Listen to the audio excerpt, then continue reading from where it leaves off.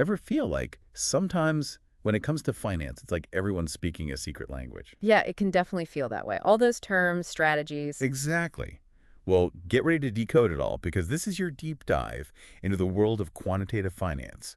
And don't worry, we're keeping it jargon-free. Absolutely. We're breaking down complex concepts, making them relatable, maybe even a little bit fun, right? That's the goal.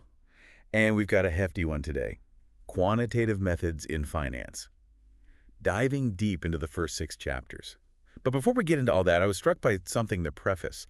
It talked about how back in the 90s, when the Russian government defaulted on its debt, it sent shockwaves through the entire financial world. It really highlights just how interconnected global finance really is. And as the book mentions, that's where quantitative methods come in. It's not just about crunching numbers, it's about understanding those connections, modeling risk, all in a world that's full of uncertainty. That's a great point. It's like you might see one domino fall, but not the whole chain reaction. And quantitative finance helps you understand those domino effects. Exactly. And that brings up another interesting point from the preface. The author, Carol Alexander, she talks about her experience as a bond analyst. After getting her PhD in math, she found out that real-world finance, it isn't always as analytical as you might think. Yeah, the book mentions that, and I thought that was interesting. You hear bond analysts, you picture someone just like deep in spreadsheets all day. Right. But there's a difference between managing data and actually applying complex math to make predictions, to manage risk. It's like knowing the tools is one thing, Hmm. but knowing how and when to use them, that's the real skill. Couldn't agree more. It's that combination of mathematical knowledge with a real-world understanding. Which is what we're hoping to do today. Yeah. So imagine this. You're trying to decide where to invest your money. You've got stocks, bonds, real estate, maybe even some of that crypto everyone's talking about. Each one behaves differently, has its own risks. This deep dive, it's about giving you a peek behind the curtain to understand the math that drives all of that. Giving you, the listener, the knowledge to not just observe the financial world, but to understand it, to navigate it, and hopefully make smarter decisions about your own finances. Exactly. Okay, let's dive in. Chapter 1, Basic Calculus for Finance. Now, I'll admit, calculus takes me back to some pretty confusing high school math classes. I hear you. But the way this book explains it, it's actually pretty fascinating. It's all about understanding change. And in the financial world, change is constant. That it is. Prices are up, down, interest rates, company growth. It's a lot to keep track of. Exactly. And calculus gives us the tools to model all of that change, to see how it all connects. Okay, so give us an example. How does this play out in, say, managing investments? Well, let's take something called a derivative. Don't worry, not the financial kind. In calculus, a derivative basically measures how much one thing changes in relation to another. Okay, I'm listening. So think about tracking the value of a stock. It goes up, it goes down. A derivative can tell us how sensitive that stock price is to, say, interest rate changes, or maybe even broader market trends. It's like having a speedometer for your investments.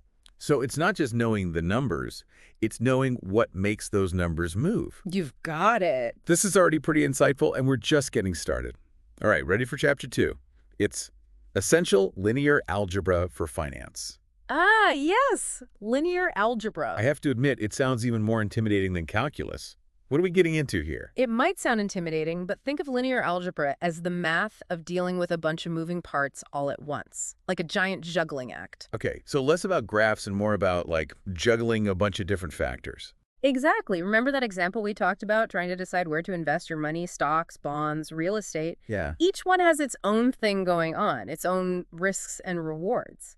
Linear algebra helps us analyze how those things behave together, how to create a balanced portfolio that matches your goals and risk tolerance. So it's like a superpowered spreadsheet for your brain, helping make sense of all those connections. You got it. Okay, I'm starting to see the appeal here.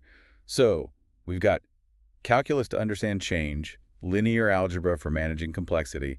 What's next on this wild ride? Well, you can't talk finance without talking about uncertainty. That's where Chapter 3 comes in. Probability and statistics. Those are 2 words you hear a lot, but in finance, what do they really mean? It's like this. In a perfect world, we'd know exactly which stocks will go up, which investments will make us a fortune. Right. If only it were that easy. But the reality is, there's always uncertainty. Probability and statistics give us the tools to analyze past data, understand trends, and make educated guesses about what might happen. So instead of saying this stock will go up, We're talking about the chances of it going up, down, sideways. Precisely. We use things like probability distributions, like the normal distribution, which the book does a great job explaining, to model those potential outcomes. It's all about understanding risk, not pretending we can eliminate it, right? Exactly. The more we understand those changes, the better we can navigate them. This is fascinating stuff. Calculus for change, linear algebra for complexity, probability, and statistics for uncertainty. What's next? Let's talk about uncovering those hidden connections, those correlations. Chapter 4 is all about Introduction to Linear Regression. Ooh, linear regression. This is where we unlock the secrets of the universe, right? So maybe not the entire universe, but linear regression is a powerful tool for understanding relationships between different variables. Okay, I need an example because that sounds pretty abstract. How does that work in the real world of finance?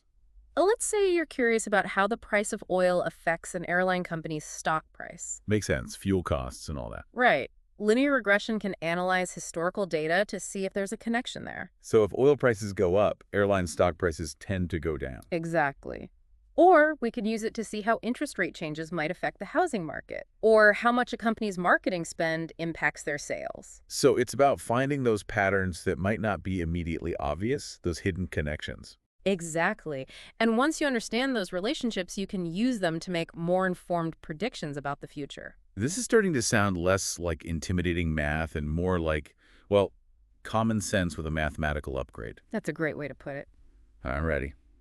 Hit me with Chapter 5. Chapter 5 is Numerical Methods in Finance. Numerical methods. Sounds like something out of a sci-fi movie. Maybe a little.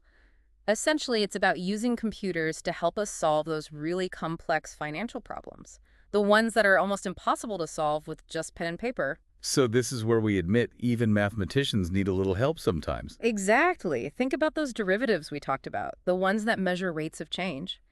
Calculating those for complex financial stuff can involve some seriously messy equations. Equations that would make your head spin. Exactly. So we turn to computers. Numerical methods let us break down those complex calculations into smaller steps that computers can handle. So it's like having a team of superpowered assistants, crunching numbers behind the scenes. That's a great way to think about it. And those calculations help us do things like pricing options accurately, managing risk. It's like the behind-the-scenes magic of finance. You could say that it might not get the same attention as stock prices, but it's essential. Okay, this is all incredibly fascinating. But let's get to the heart of it. Chapter 6. Introduction to Portfolio Theory. This is the key to unlocking those retirement dreams, right? Well, I can't promise that. But this chapter dives into the art and science of building a balanced investment portfolio that works with your risk tolerance, your goals. So it's not just about picking the hot stock tip you heard about. Not at all. It's about understanding diversification, spreading your risk wisely, finding that balance between risk and potential reward. So instead of putting all our eggs in one basket, we're building a diversified portfolio, something that can handle the ups and downs. Precisely. It's like building a house. You wouldn't just build one wall and hope for the best. You need a strong foundation, different materials for different purposes. That's what portfolio theory helps us do, create a financial structure that's built to last. Okay, that's a great analogy. So we're strategically selecting assets that work together. Exactly. And that's where understanding the relationship between risk and return is so important. Yeah, because usually higher returns mean higher risk. Right. Right. And portfolio theory helps us find that sweet spot where we're comfortable with the level of risk we're taking for the potential reward we want. This is starting to make a lot of sense. It's about taking those gut feelings we have about investing and giving them a solid analytical framework. I like that. Okay, before we move on, I want to circle back to something you mentioned earlier about the Russian government defaulting on its debt back in the 90s. Right. That really highlighted how one country's actions can have ripple effects across the globe. Absolutely. And that's where those quantitative methods we've been talking about come in, helping us understand those chain reactions. It's like that butterfly effect, but with finance. Exactly. And just like we have meteorologists who use complex models to track weather, financial analysts use quantitative methods to monitor market trends, assess risk, and make more informed decisions. I never thought I'd compare finance to meteorology. Okay, so we've covered a lot here. Calculus, linear algebra, probability, portfolio theory. Don't forget numerical methods. Right, those superpowered assistants. One area that's really important is in options pricing. Options pricing. What exactly are options in the financial world?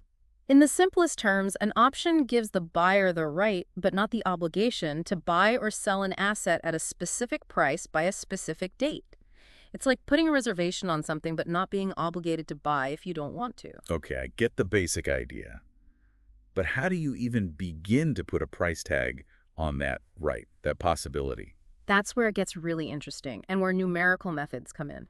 We have to factor in the asset's current price, how volatile that price is, how long till the option expires, even interest rates. That sounds incredibly complicated. It can be. That's why we use computers and numerical methods. They can crunch all those variables, consider all those possibilities. It's like those supercomputers they use for weather forecasting, but for finance. Exactly. It's about using those sophisticated models to turn complex financial ideas into practical tools. This is seriously blowing my mind. And to think, all those complex calculations happening behind the scenes thanks to numerical methods. It's pretty amazing when you think about it, taking these abstract mathematical concepts and using them to shape our financial world. It really is. Okay, so we've covered so much calculus, linear algebra, probability, statistics, portfolio theory, numerical methods. I think I'm ready to write my own finance textbook. Well, hold on. But you're well on your way to becoming a more informed investor, and that's what matters. That's a good point. Speaking of which, something else in the preface really stuck with me.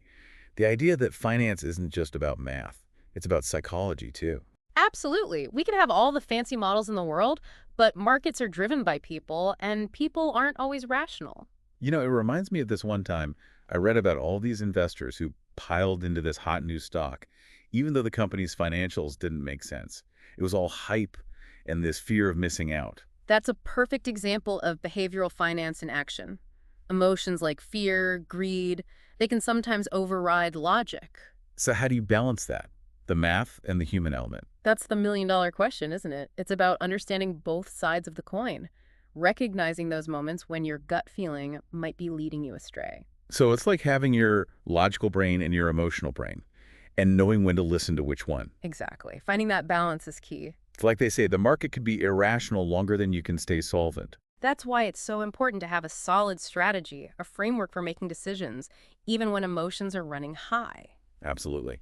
Okay, so where were we? We were talking about how finance is about psychology as much as math, and that example of investors getting caught up in the hype of that hot stock. Right, and how important it is to be aware of those behavioral biases. So how do we do that? How do we keep our emotions in check when the market's doing its thing? Well, awareness is the first step. Just knowing that these biases exist, that we're all susceptible to them, can help us make more objective decisions. So it's like having a little voice in the back of your head saying, hold on, are you getting caught up in the hype here? Exactly, and that's where having a solid understanding of the fundamentals comes in. The math, the data, the underlying value of an investment. Right, because numbers don't lie, at least not as often as our emotions. Exactly. So when you're considering an investment, don't just go with your gut. Look at the company's financials, understand their business model, see how they're positioned in the market. It's like doing your homework before you buy a car or a house. You don't just hand over your money without doing some research first. Precisely. And the same goes for investing. The more you know, the better equipped you are to make smart decisions that align with your goals. Okay, that makes a lot of sense. So we're talking about balancing that gut feeling with solid research and analysis. Exactly. And don't be afraid to seek out different perspectives. Talk to financial advisors, read books and articles, listen to podcasts like this one. There you go, shameless plug. Mm-hmm.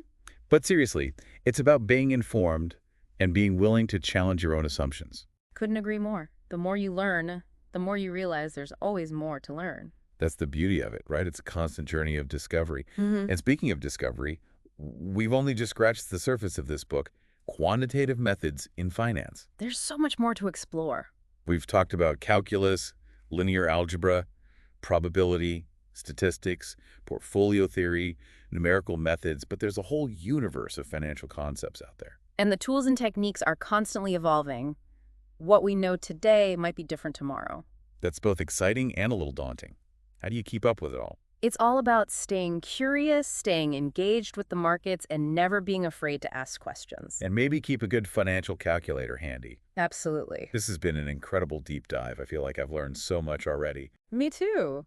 It's been a pleasure exploring these ideas with you. And to all our listeners out there, thanks for joining us on this journey into the fascinating world of quantitative finance. We'll be back soon with more insights and more aha moments. Until then, happy investing. And remember, knowledge is your most valuable asset. It's funny how we talk about the market going up or down like it's this single entity, but it's really made up of all these individual decisions, right? Absolutely. And each of those decisions, whether it's someone buying a stock or a company investing in new equipment, it all adds up to this complex, interconnected system. It's kind of mind-boggling when you think about it, all those moving parts, all those factors influencing the market. Exactly. And that's why it's so important to have a framework for understanding those forces, for making sense of the chaos. And that's where quantitative finance comes in. Right. It gives us those tools, those models, to analyze the data and make more informed decisions. Precisely. And it's not just about predicting the future, although that's definitely part of it. It's also about managing risk, optimizing portfolios, making sure your investments are aligned with your goals. So it's like having a roadmap, a guide to help you navigate the financial landscape. I like that analogy, but like any good roadmap, it needs to be updated regularly. The world of finance is constantly evolving, new technologies emerge, new challenges arise. So it's not enough to just learn these concepts once. We have to stay up to date with the latest developments. Exactly. And that's what makes this field so exciting. There's always something new to learn, a new challenge to tackle. That's both exhilarating and a little terrifying at the same time. It's all about finding that balance, right? Embracing the uncertainty while also having a solid foundation of knowledge and a willingness to adapt. That's a great point.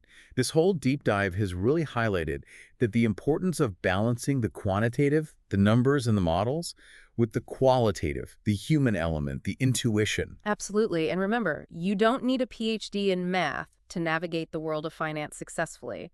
The key is to be curious, stay informed, and never stop learning. Those are words to live by. And on that note, we've reached the end of our deep dives into the fascinating world of quantitative finance. We've explored some pretty complex concepts, from calculus and linear algebra to portfolio theory and options pricing. It's been quite a journey. It really has.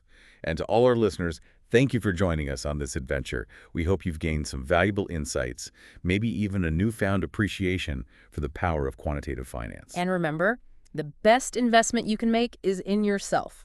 So keep learning, keep exploring, and we'll see you on the next deep dive. Until then, happy investing.